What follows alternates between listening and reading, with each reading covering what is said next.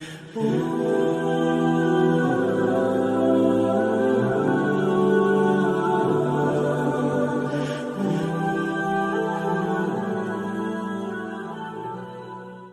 فرقان میں اللہ کے مقبول بندوں کی 14 صفات کا تذکرہ، سورہ نور میں 7، سورہ مومنون میں 7 صفات کا تذکرہ، اللہ کے خاص بندوں کی 7 صفات کا، فرقان میں 14 صفات، عباد الرحمن الذین یمشون علی الارض ہونا وَإِذَا خَاطَبَهُمُ الْجَاهِلُونَ قَالُوا سَلَامًا، یہ 14 صفات کا تذکرہ ہے۔ سورہ مومنون میں 7 صفات کا تذکرہ ہے، قد افلح المؤمنون الذین هم فی صلاتہم، کیونکہ خشوع یہ صفت ہے نماز کی، تو یہاں صفات کا تذکرہ ہے۔ والذین هم عن اللغو معرضون والذین هم للزکاة فاعلون، یہاں پر یہ اصطلاحی زکوٰۃ مراد نہیں ہے، اصطلاحی زکوٰۃ مراد نہیں ہے، یہاں اکثر علماء نے لکھا ہے کہ یہاں پر باطن کا تزکیہ مراد ہے، کیونکہ زکوٰۃ زکا سے ہے، زکا پاکی کو کہتے ہیں، یہاں دل کی پاکی مراد ہے۔ اور اس پر قرینہ یہ ہے کہ یہ سورت مکی ہے اور زکوٰۃ کا حکم نازل ہوا تھا مدینہ طیبہ میں، تو گویا اس سورت میں جس زکا کا تعلق ہے وہ تزکیہ باطن ہے۔ مولوی صاحب ہاں،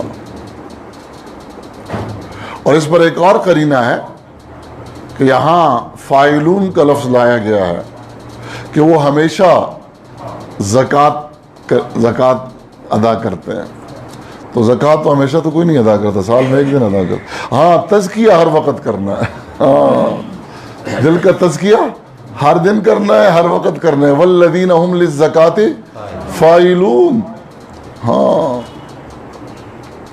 یہ ہمیشہ کرنا۔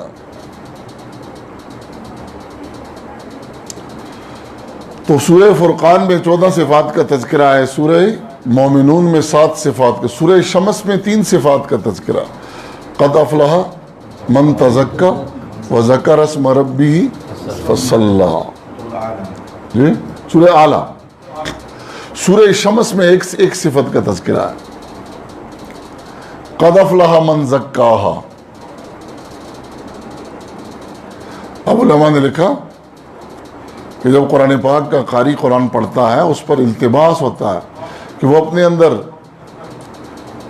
14 صفات پیدا کرے فرقان والی، 7 صفات پیدا کرے مومنون والی، 3 صفات پیدا کرے اعلیٰ والی، یا 1 صفت پیدا کرے شمس والی۔ تو علماء نے لکھا ہے کہ 14 کو اللہ پاک نے 7 میں سمو دیا، اور 7 کو 3 میں سمو دیا، اور 3 کو 1 میں سمو دیا۔ اب اگر ایک آدمی اس ایک صفت پر محنت کرے گا،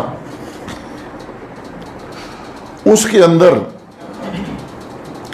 ان اعمال کے اندر جو انفرادی صفات چھپی ہوئی ہیں وہ ساری کی ساری اس کے دل پر منعکس ہونا شروع ہو جائیں گی۔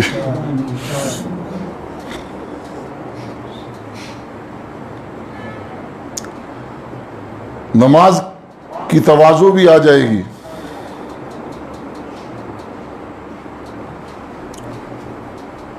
اور زکوٰۃ کی ہمدردی بھی آ جائے گی، حج کی عشق و محبت بھی آ جائے گی،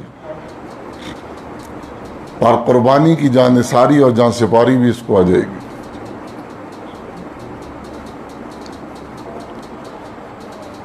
یہ ایک صفت ایسی ہے جو ساری صفات کی ماں ہے، وہ ہے باطن کا تزکیہ، اپنے قلب کی صفائی۔ تو اللہ پاک کے نبی نے فرمایا صلی اللہ علیہ وسلم، ہر چیز کو صاف کرنے والی اور میل کچیل دور کرنے والی ایک چیز ہوتی، دلوں کی صفائی کا ذریعہ کیا ہے؟ اللہ کا ذکر ہے۔ ذکر سے دل کا تزکیہ ہوتا ہے۔ اس کے اندر صفائی آتی ہے. لوہے کو زنگ لگ جائے تو ریگمال مارتے ہیں، سکل کا کام دیتا. کپڑوں میں میل آ جائے تو صابن کے ساتھ اس کی صفائی کی جاتی ہے. دلوں میں میل آ جائے تو ذکر کے ساتھ اس کی صفائی کی جاتی ہے. ذکر دلوں کی صفائی کا ذریعہ ہے.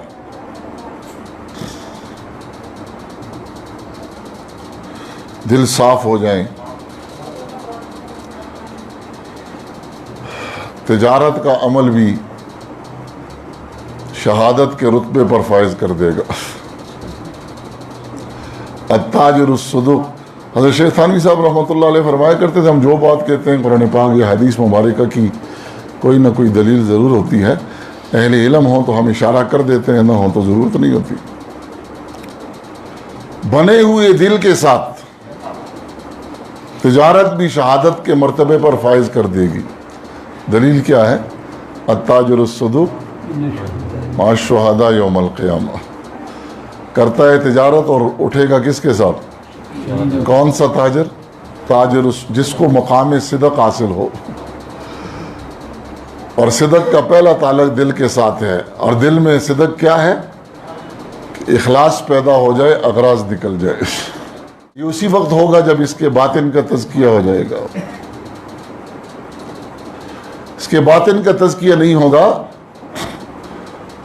تو یہ نماز میں بھی غیر کے ساتھ جڑا ہوا ہوگا. باطن کا تزکیہ ہو گیا تو یہ تجارت میں بھی اللہ کے ساتھ جڑا ہوا ہوگا. اور وہ تجارت جس میں اللہ کے ساتھ جڑا ہوا ہو، ان تجار کی بڑی شان بیان کی گئی. رجال لا تلہیہم تجارت ولا بیع عن ذکر اللہ. وہ ایسے ماحولوں میں لگ کر بھی اللہ سے غافل نہیں ہوتے. اس لیے اس چیز کو پیدا کرنا یہ تزکیے کے ذریعے ہوتا ہے، اور تزکیہ ذکر کے ذریعے ہوتا ہے. جب یہ اندر تزکیہ کریں گے یہ صفات خود بخود اندر چمکنا شروع ہو جائیں گی.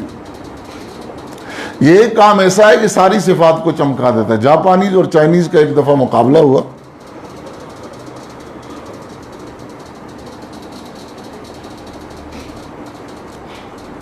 ایک بڑے ہال میں ان کے فنکار بھی آئے، چائنیز کے فنکار بھی آئے، جاپانیز بھی آئے. 2 دیواریں ان کو دے دی گئی. چائنا والے بیل بوٹے بنانے میں اور سینٹیاں بنانے میں بہت ماہر ہیں. جاپانی جو ہیں وہ چیز کے اندر مضبوطی اور صفائی میں بڑے ماہر ہیں.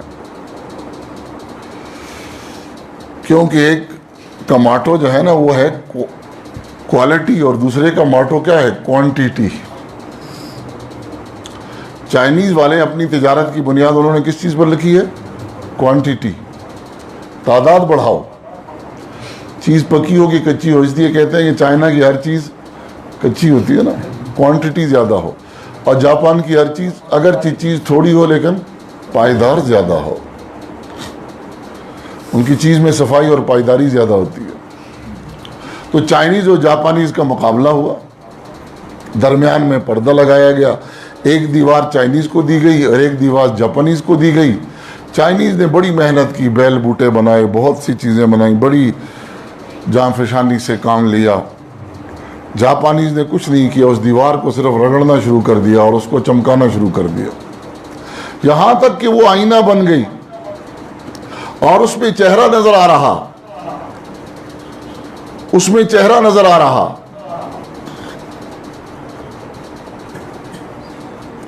آج جس دن مقابلے کا دن آیا تو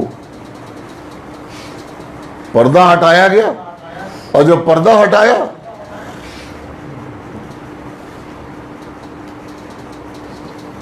تو وہ ساری محنت جو چائنیز نے کی تھی وہ ان کی دیوار میں نظر آ رہی ہے. انہوں نے بہت کام کیے، انہوں نے ایک ہی کام کیا، صرف صفائی دی اس کو. اور ہوا یہ کہ جو انہوں نے کیا تھا وہ سارا یہاں مرکز ہو رہا ہے. صفائی مزید برآں ہے. اس لیے اگر کوئی قد افلح من زکاہا اس ایک کام میں جت جائے اور جڑ جائے تو انشاءاللہ یہ ساری صفات چاہے جو جن کا تعلق سورہ فرقان کے ساتھ ہے، سورہ مومنون کے ساتھ ہے، سورہ اعلیٰ کے ساتھ ہے، وہ ساری اس کے اندر چمکنا شروع ہو جائیں گی۔ وہ صفات جو نماز کے ذریعے شریعت پیدا کرنا چاہتی ہے، اور وہ نماز جو باقی چیزوں کے ذریعے پیدا کرنا چاہتی ہے، ان کا عکس بھی اس کے دل میں آئے گا۔ اور دل صاف ہی نہیں ہے تو نماز میں تواضع کی صفت کا عکس دل میں کیسے آئے گا؟ آئینہ دھندلا ہے تو اچھی چیز کے سامنے بھی پکڑیں، اس میں دھندلاہٹ آتی ہے، بعض اور زیادہ دھندلا ہو تو نظر ہی نہیں آتا۔ تو دل کا آئینہ جو ہے یہ صاف ہو تو نماز کے ذریعے جو صفات شریعت پیدا کرنا چاہتی ہے وہ اندر نظر آئیں گی۔ روزے کے ذریعے،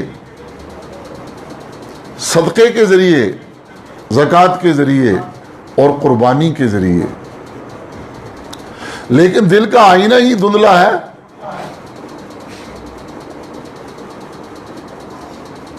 تو وہ صفت اندر نظر نہیں آئے گی۔ رگڑے لاکھ جب کھاتا ہے تب آئینہ بنتا ہے دل، کچھ نہ پوچھو بڑی مشکل سے دل بنتا ہے دل۔ اس لیے